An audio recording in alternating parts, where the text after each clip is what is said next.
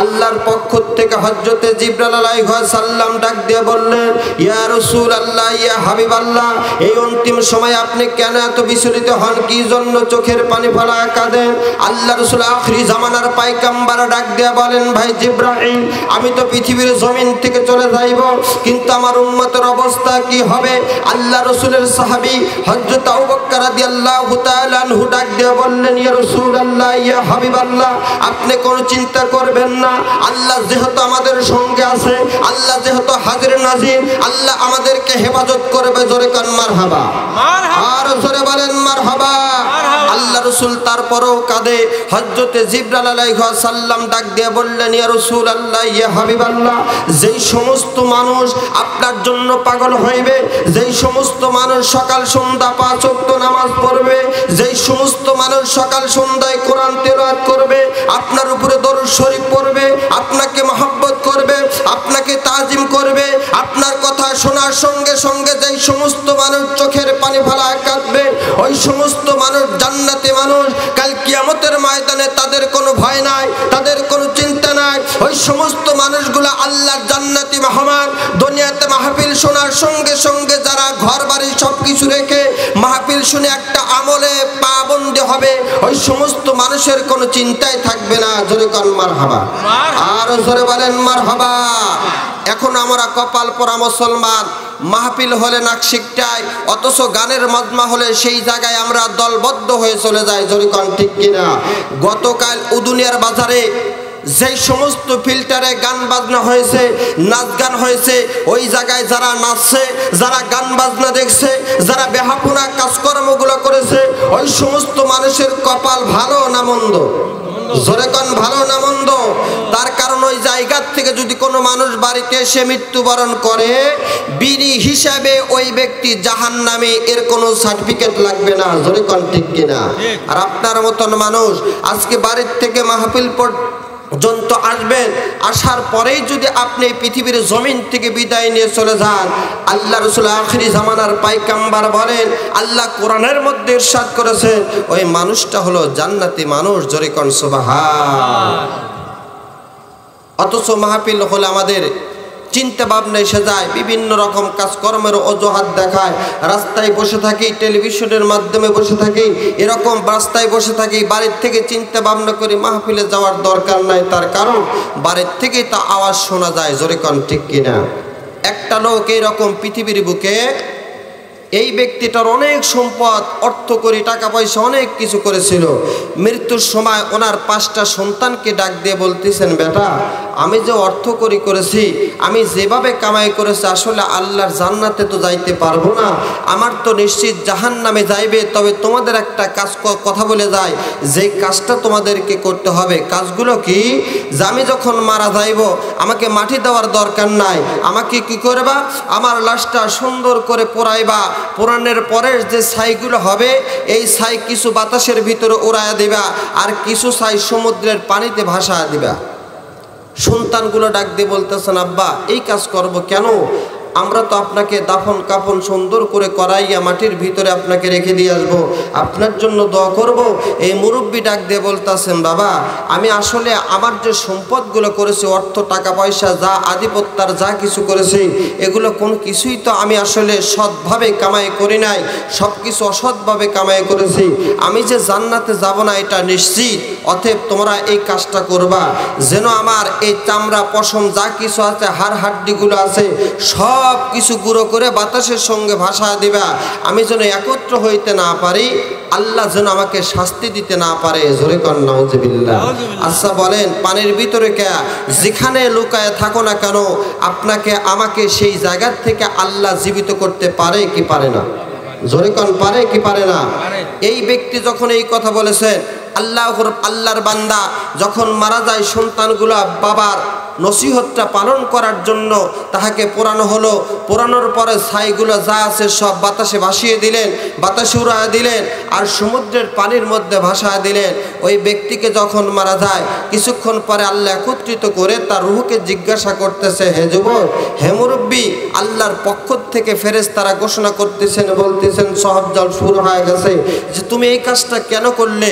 বলে আমি সারা জীবন যে অপকর্মগুলো করেছি, আমি জানি আমি জাহান্নামে যাইব, আল্লাহর ভয়ে আমার সন্তানদেরকে এই কাজটা করার কথা বলেছি, যেন আমার এই কাজটা করার কারণে ছাইগুলো একত্র করতে না পারে।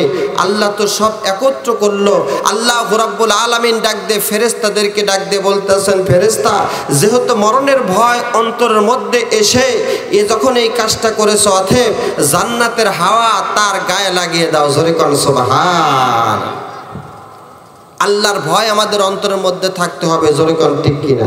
সারা জীবন আপনি চিন্তা ভাবনা করেন কত সময় পর্যন্ত আল্লাহর জন্য আপনার জীবনটা কাটিয়ে দিয়েছেন, কতক্ষণ পর্যন্ত আল্লাহর কাছে আপনি পানা চেয়েছেন, কত সময় পর্যন্ত আল্লাহর দেওয়া জীবন বিধান আপনি পালন করেছেন, কতক্ষণ পর্যন্ত আপনি 5 ওয়াক্ত নামাজ পড়েছেন।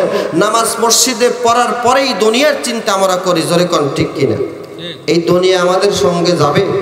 এই অর্থ, টাকা পয়সা, ধন সম্পত্তি যা কিছু আছে এগুলো সব আল্লাহ জাহান্নামে দিবে। একমাত্র আপনার আমল, সারা জীবন যে আমলগুলো করবেন এগুলাই হলো আপনার জান্নাতের সার্টিফিকেট, জান্নাতে যাওয়ার একটা রাস্তা। জোরে কোন সুবহানাল্লাহ। আল্লাহর নবীর সাহাবী হযরত আবু বকর রাদিয়াল্লাহু তাআলা আনহু জাহান্নামের ভয়ে চোখের পানি ফেলা কাঁদে। হযরত ওসমান রাদিয়াল্লাহু তাআলা আনহু জাহান্নামের ভয়ে চোখের পানি ফেলা কাঁদে। একজন সাহাবী যদি জাহান্নামের ভয়ে রাতের রাত্রে নাই, অন্ধকার সর্বসময়ের জন্য জাহান্নামের চিন্তা চেতনা নিয়ে অন্তরের মধ্যে কান্নাকাটি করত। আমরা কত বড় মুসলমান হয়েছি যে একটা দিন আল্লাহর ভয় অন্তর নিয়ে জাহান্নামের ভয়ে আমরা কান্নাকাটি করি না। জোরে কোন ঠিক কিনা? সোনার মুসলমান ভাইরা, দুনিয়াটা মস্ত বড়, খাও দাও ফুর্তি করো, এই জন্য কিন্তু আমার আল্লাহ আমাকে আপনাকে পাঠায় নাই। জোরে কোন ঠিক কিনা? একদিন মালাকাল মাউত এসে আমার আপনার জানটা কবজ করে নিয়ে যাইবে। এই দুনিয়ার বুক থেকে আমরা সবাই কবর জমিনে যাইতে হবে। এই কবরকে ভয় করে আমার আল্লাহকে ভয় করে যেই সমস্ত মানুষ আজকে মাহফিলে আসবে, আজকে আলোচনা শুনে সুবহানাল্লাহ আলহামদুলিল্লাহ যারা মাহফিলে পাঠ করবে, আল্লাহর কসম করে বললাম, একটা নিষ্পাপ শিশু সন্তান যেমন এই পৃথিবীর বুকে ভূমিষ্ঠ হলে তার গায়ে কোনো পাপ থাকে না। পবিত্র রমজান মাস চলে গেছে, এই মাহফিলে আসলে এক ফোঁটা চোখের পানি ফালা যদি আল্লাহর দরবারে কাঁদতে পারে মুসলমান, আল্লাহ অবশ্যই ওই কান্দনারা চোখ কোনদিনের জন্য আল্লাহর জাহান্নামে যাইতে পারে না। জোরে কোন সুবহানাল্লাহ। আল্লাহ রাসূলের সাহাবী হযরত আবু হুরায়রা রাদিয়াল্লাহু তাআলা আনহু দুনিয়ার বুকে চোখের পানি ফেলা কাঁদতেন। হযরত খাব্বাব রাদিয়াল্লাহু তাআলা আনহু চোখের পানি ফেলা কাঁদতেন। হযরত বিলাল রাদিয়াল্লাহু তাআলা আনহু চোখের পানি ফেলা কাঁদতেন। হযরত ওমর রাদিয়াল্লাহু তাআলা আনহু চোখের পানি ফেলা কাঁদতেন। হযরত ওমর রাদিয়াল্লাহু তাআলা আনহু যেই সাহাবী আল্লাহ রাসূলকে কতল করার জন্য গিয়েছিল, আল্লাহ রাসূলের চেহারা দেখার সঙ্গে সঙ্গে মুসলমান হয়ে বাড়ি ফিরে আসলো। আল্লাহ রাসূলের সাহাবী হযরত খাব্বাব রাদিয়াল্লাহু তাআলা আনহু রাসূলের মুখ মোবারক দেখার সঙ্গে সঙ্গে পাগল হয়ে গেলেন রাসূলের জন্য। হযরত বিলাল রাদিয়াল্লাহু তাআলা আনহু আল্লাহ রাসূলকে দেখে পাগল হয়ে গেলেন। হযরত আবু বকর রাদিয়াল্লাহু তাআলা আনহু রাসূলকে দেখে পাগল হয়ে গেলেন। হযরত সুমাইয়া রাদিয়াল্লাহু তাআলা আনহা রাসূলের মহব্বতে পাগল হয়ে গেলেন। এই দুনিয়ার বুকে যেই সমস্ত সাহাবীরা রাসূলের প্রেমে পাগল হইয়া পৃথিবীর জমিনে জীবনটা গঠন করেছিল, ওই সমস্ত মানুষগুলো সোনার মানুষেই পরিণত হয়ে গেছেন। জোরে কোন ঠিক কিনা? সোনার মুসলমান ভাইরা, রসুল দুনিয়ার বুকে আসবে না, কিন্তু মোরাকাবার ভিতরে রসুলকে দেখা সম্ভব। জোরে কোন ঠিক কিনা? যদি এত সুন্দর চক্ষু অর্জন করতে পারেন, যদি আপনার দিলটা সুন্দর করে রসুলমুখী হইতে পারেন, যদি আপনার দিলের মধ্যে সমস্ত গুনার কালিমা যদি শেষ করে আল্লাহমুখী অন্তর করতে পারেন, আপনার অন্তরে আল্লাহর জিকিরের আসন বসাইতে পারেন, আপনার মসজিদে আযান হওয়ার সঙ্গে সঙ্গে যদি নামাজের পাবন্ধ হইতে পারেন, আপনি টেলিভিশনকে লাত্তি মেরে, ইউটিউব ফেসবুককে লাত্তি মেরে যখন মসজিদে মুয়াজ্জিন আযান দিবে, আপনার মতন মানুষ যদি নামাজের পাবন্দি হয়ে যান, খোদার কসম করে বললাম ওই নামাজওয়ালা ব্যক্তি আল্লাহর জান্নাতে যাবে। দুনিয়াতে কোনো তার ভয় নাই, কোনো অশান্তি থাকবে না। জোরে কোন মারহাবা। সোনার মুসলমান ভাইয়েরা, আল্লাহ রাসূলের সাহাবী হযরত আবু বকর রাদিয়াল্লাহু তাআলা আনহু আল্লাহ রাসূলের হাত ধরে মুসলমান হয়ে গেলেন। আল্লাহ রাসূল আখিরি জামানার পয়গম্বর জনাবে মুহাম্মদ রাসূলুল্লাহ সাল্লাল্লাহু আলাইহি ওয়াসাল্লাম যদিন মক্কার জমিন থেকে মদিনাতে হিজরত করার জন্য রওনা দিলেন, রাসূল আমার চোখের পানি ফেলায় কাঁদে। একবার মক্কার দিকে তাকায় আর চোখের পানি ফেলায় কাঁদে। ও মক্কার মানুষগুলো, তোমরা আমাকে চিনতে পারলে না, আমাকে বুঝতে পারলে না, আমাকে তোমরা এতই কষ্ট দিলে। আমার মাও নাই, বাবাও নাই, যে চাচার কাছে পালিত হইলাম সেই চাচাও পৃথিবীর জমিন থেকে বিদায় নিয়ে চলে গেছে। আল্লাহ রাসূলকে মারার জন্য কাফের বেঈমানেরা যখন মিটিং শুরু করে দিয়েছে, আল্লাহর পক্ষ থেকে হযরতে জিবরাইল আলাইহিস সালাম ডাক দিয়ে বলতাছেন, ইয়া রাসূলুল্লাহ, ইয়া হাবিবাল্লাহ, আপনাকে সালাম দিয়েছে, আল্লাহ আপনাকে সালাম দিয়েছে। পবিত্র মক্কার জমিন থেকে মদিনাতে হিজরত করতে হবে। আল্লাহ রাসূল ঘুম থেকে উঠে পড়লেন, চৈতন্য হলেন, চোখের পানি ফেলা কাঁদতে কাঁদতে কাঁদতে কাঁদতে হযরত আবু বকর রাদিয়াল্লাহু তাআলা আনহুর ঘরের দরজার সম্মুখে গেলেন। যাওয়ার পরে দরজায় করাঘাত করলেন। হযরত আবু বকর দরজাটা খুলে দিলেন। আল্লাহ রাসূল জিজ্ঞাসা করলেন, আবু বকর, তুমি এত তাড়াতাড়ি ঘরের দরজা কি জন্য খুলে দিলে? তুমি কি রাত্রির বেলায় ঘুমাও না? হযরত আবু বকর রাদিয়াল্লাহু তাআলা আনহু আল্লাহ রাসূলকে ডাক দিয়ে বললেন, ইয়া রাসূলুল্লাহ, ইয়া হাবিবাল্লাহ, আজ থেকে 6 মাস পূর্বে আপনি বলেছিলেন, আবু বকরে, না জানি কোন দিন পবিত্র মক্কার জমিন থেকে আমাকে মক্কার জমিন থেকে মদিনাতে হিজরত করতে যাইতে হয়। আমি তোমার ঘরের দরজার সম্মুখে এসে মাত্র একটা ডাক দেব, দ্বিতীয় ডাক দেওয়ার সুযোগ পাবো না। ইয়া রাসূলুল্লাহ, ইয়া হাবিবাল্লাহ, সত্যি করে বললাম 6 মাস পূর্বের থেকে রাত্রির বেলায় ঘুম হারাম করে দিয়েছি। জোরে কোন সুবহানাল্লাহ। রাসূলকে তারা কেমন করে ভালোবাসতো। আল্লাহ রাসূলকে ডাক দিয়ে বললেন, ইয়া রাসূলুল্লাহ, ইয়া হাবিবাল্লাহ, 6 মাস পূর্বে যখন আপনি বলেছিলেন, এই 6 মাস পূর্বের থেকে আমি আর ঘুমাই না রাত্রির বেলায়। হুজুর গো, এই কারণে ঘুমাই না, আপনি বলেছিলেন একটা ডাকের বেশি 2টা ডাক দিতে পারবো না, যার কারণে সেই দিন থেকে রাত্রির বেলায় আর আমি ঘুমাইতে পারি না। আমার মনের মধ্যে একটা চিন্তা চেতনা, রাসূল যদি আমার ঘরের দরজার সম্মুখে এসে বারবার ডাকে, রাসূল আমার মনের মধ্যে কষ্ট পেয়ে যাইবে, যার কারণে আমি সেই দিন থেকে ঘুমাই না। আল্লাহ রাসূল চোখের পানি ফেলায় কান্দে।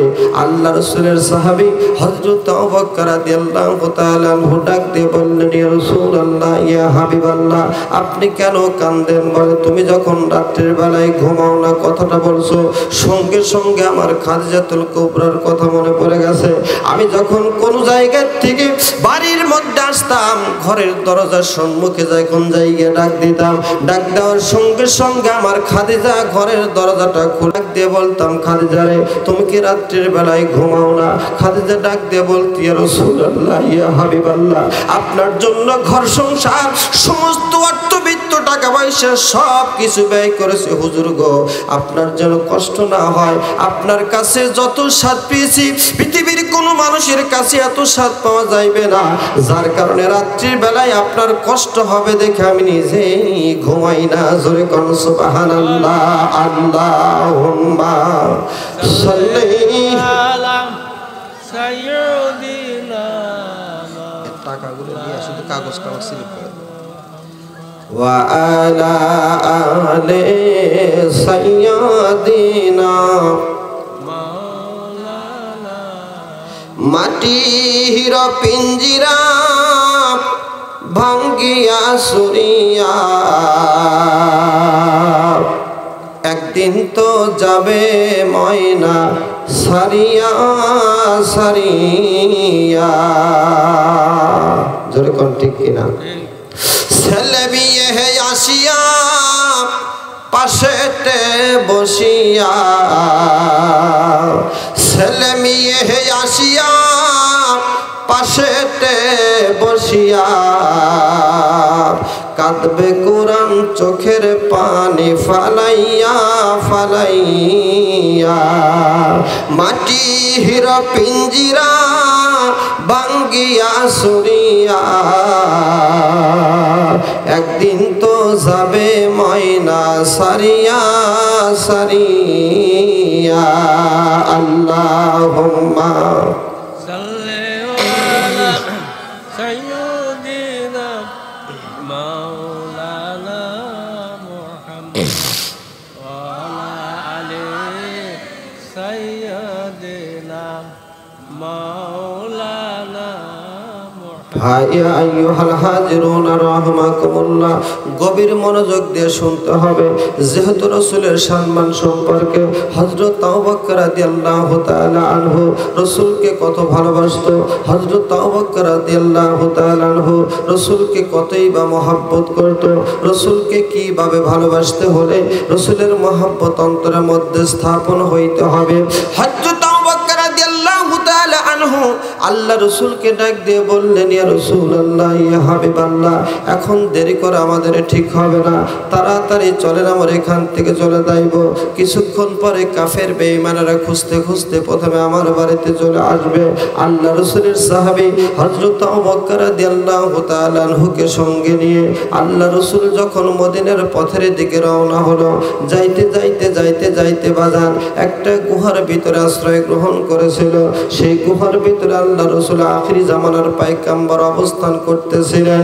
হযরত আবু বকর রাদিয়াল্লাহু তাআলা আনহু আল্লাহ রাসূলকে ডাক দিয়ে বললেন, ইয়া রাসূলুল্লাহ, ইয়া হাবিবাল্লাহ, যেই গুহার ভিতরে আমি আপনি অবস্থান করতেছি, এই জায়গায় তো তৃতীয় কোনো লোক আমাদের মাঝে নাই। কাফির বেঈমানেরা হাজার হাজার মানুষ আমাদেরকে মারার জন্য আসছে, আমাদেরকে কতল করার জন্য আসছে।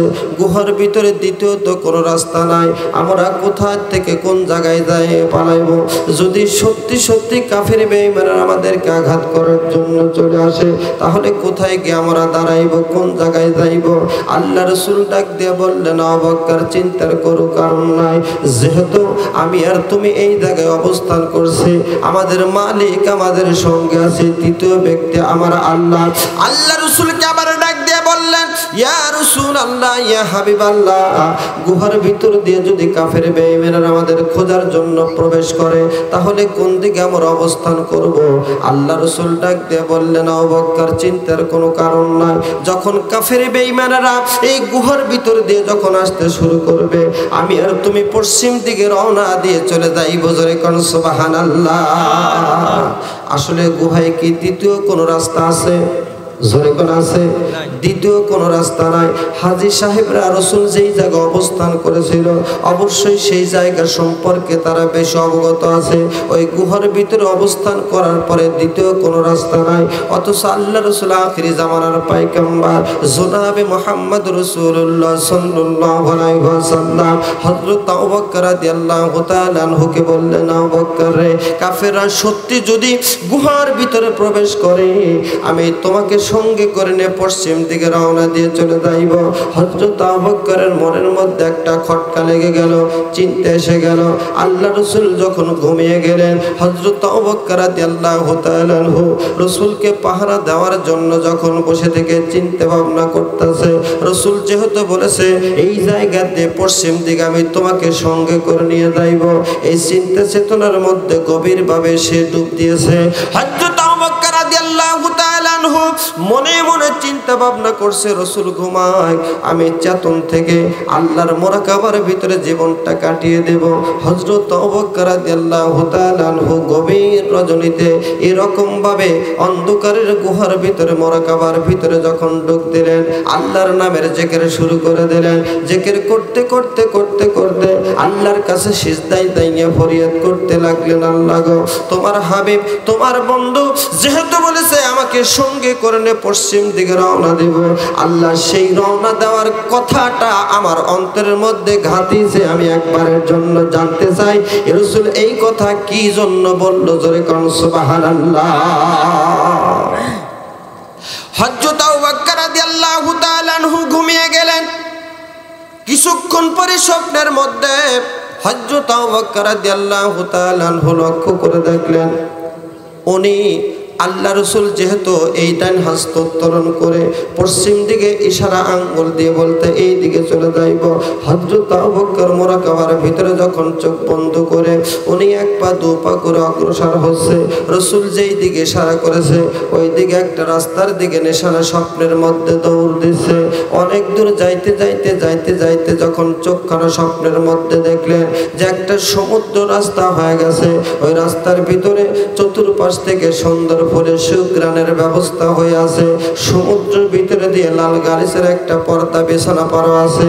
এমন সময় হযরত আবু বকর রাদিয়াল্লাহু তাআলা আনহু যখন চিন্তা ভাবনা করতে লাগলো, উনি সেখান থেকে আবার মনে মনে চিন্তা হইল আল্লাহ রসুল তো ঘরের ভিতরে থুই আসছে, নিশ্চয়ই রসুলের কষ্ট হবে, সেখান থেকে চলে আসলেন।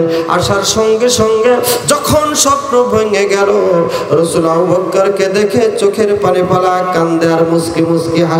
জোরে কোন সুবহানাল্লাহ। হযরত আবু বকর কি বলতেছেন, আবু বকর কোথায় গিয়েছিলেন? আল্লাহ রাসূল আখিরি জামানার পায়গাম্বার হযরত আবু বকরকে ডাক দিয়ে বললেন, আবু বকর তুমি কোথায় গিয়েছিলে আমাকে এইখানে রেখে? আবু বকর কোনো কথাই বলেন না। আল্লাহ রাসূল ডাক দিয়ে বললেন, আবু বকর গো বলো তুমি কোথায় গিয়েছিলে, কার কাছে গিয়েছিলে, কোন জায়গার দিকে গিয়েছিলে? হযরত আবু বকর শুধু চোখের পানি ফেলায় কান্দে। আল্লাহ রাসূলকে ডাক দিয়ে বললেন, ইয়া রাসূলুল্লাহ, ইয়া হাবিবাল্লাহ, আপনি যখন ইশারা করেছিলেন যে গুহার ভিতর থেকে যদি কাফের বেঈমানেরা সত্যের ভিতরে প্রবেশ করে আমি তোমাকে সঙ্গে করে নিয়ে পশ্চিম দিকে রওনা দেব, আমার মনের মধ্যে একটা চিন্তা চেতনা, পশ্চিম দিকে কোনো রাস্তা নাই, কিন্তু রসুল তো জীবনেও কোনোদিন মিথ্যা কথা বলে না, অথচ পশ্চিম দিকে আমি মুরাকাবার ভিতরে যখন যাইতে লাগলাম, যাইতে যাইতে যাইতে যাইতে লক্ষ্য করে দেখি একটা সমুদ্র, একটা পা ফালাইলে আমি সমুদ্রের মধ্যে অবস্থান করব।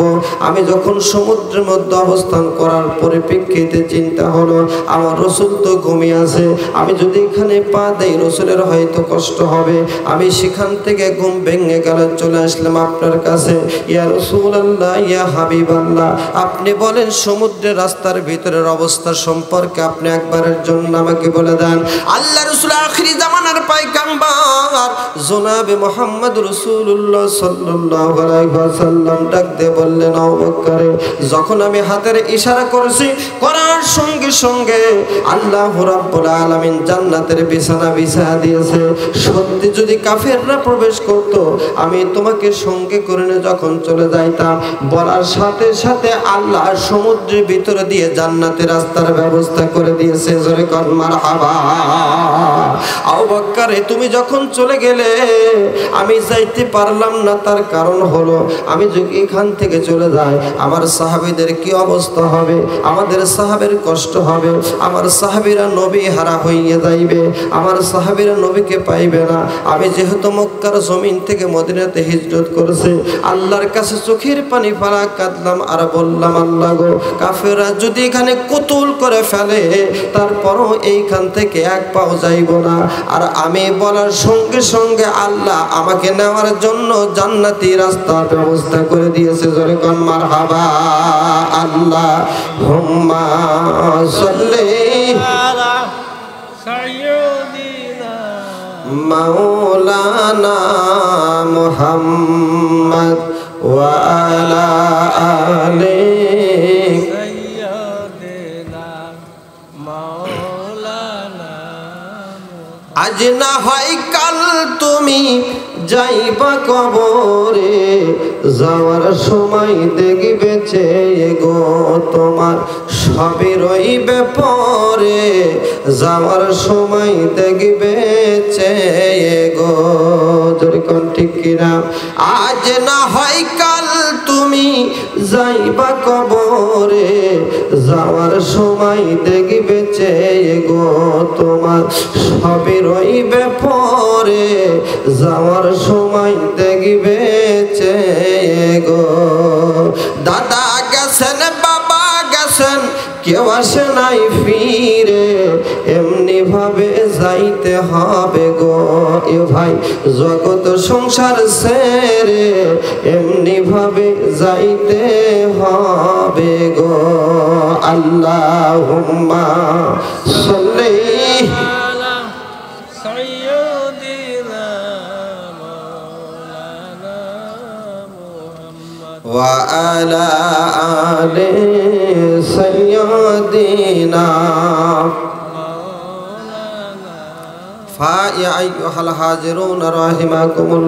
সোনার মুসলমান ভাই বাবাজিরা, একটা জিনিস চিন্তা ভাবনা করবেন। আল্লাহ রাসূল আখিরি জামানার পায়গাম্বার যখন সাহাবীদের মাঝে কোনো যুদ্ধের জন্য অথবা মসজিদ নির্মাণের জন্য অথবা মাদ্রাসা নির্মাণের জন্য যখন সাহাবীদের কাছ থেকে কিছু টাকা চাইতো, সাহাবীদের মধ্যে সবচাইতে বেশি হযরত আবু বকর দান করত। আবু বকরের দানটা আল্লাহর কাছে সবচাইতে পছন্দ। এইখানের ভিতর থেকে একজন ব্যক্তি আবু বকরের মতন সৈনিক হয়ে কোন ব্যক্তি বলতে পারবেন, হুজুর আমি আবু বকরের সৈনিক হইতে চাই, আবু বকরের সঙ্গে জান্নাতে যাইতে চাই? কোন ব্যক্তি সর্বপ্রথম? একজন ব্যক্তি বলেন, হুজুর আমি ৫,০০০ টাকা দেব এই মসজিদ নতুন ঘর মসজিদের জন্য, সর্বপ্রথম ৫,০০০ টাকা দিবেন, আমি তার জন্য পান ভরে দোয়া করব। হযরত আবু বকর রাদিয়াল্লাহু তাআলা আনহুর সঙ্গে যেন আল্লাহ হাসর নাসর করে জান্নাতে যাওয়ার পরিবেশ করে দেয়। আমি আপনাদের সন্তান, আপনাদের ছেলে। একজন ব্যক্তি বলেন, হুজুর নতুন মসজিদ করেছে আমার যুবক ভাইরা, এই নতুন মসজিদের জন্য আমি ৫,০০০ টাকা সর্বপ্রথম দান করে আবু বকরের মতন সৈনিক হতে চাই। আবু বকর যেহেতু সব সাইতে দানশীল ছিল, একজন ব্যক্তি হাত তুলে বলেন, হুজুর ৫,০০০ টাকা দেব। একটা বছরে ৫,০০০ টাকা কিছুই না, আল্লাহ দিয়ে দন বোঝে মন কেড়ে নিতে কতক্ষণ? একবার দাস্ত দুইবার বমি রইল আপনার জমার জমি। একজন ব্যক্তি দাঁড়িয়ে বলেন, হুজুর আমি ৫,০০০ টাকা নতুন মসজিদে দিয়ে দেব। এই দানের বিনিময় কাল কিয়ামতের ময়দানে রোজ মহাশরের দিনে আল্লাহ আপনাকে এই কাল কিয়ামতের ময়দানে ডান হাতে আমল নামাই দিয়ে আল্লাহ জান্নাত নসিব করবে। একজন ব্যক্তি যদি বলেন, হুজুর আমি ৫,০০০ টাকা সর্বপ্রথমে এই মসজিদে দান করলাম, আল্লাহ এই দানের ওসিলা করে আমাদের তামাম জীবনের গুনাহ খাতা মাফ করে দেবে। আল্লাহ এই পৃথিবীর জমিন থেকে আপনাকে আবু বকরের মতন সৈনিক হিসেবে আল্লাহ কবুল করে নেবেন। জোরে কোন মারহাবা।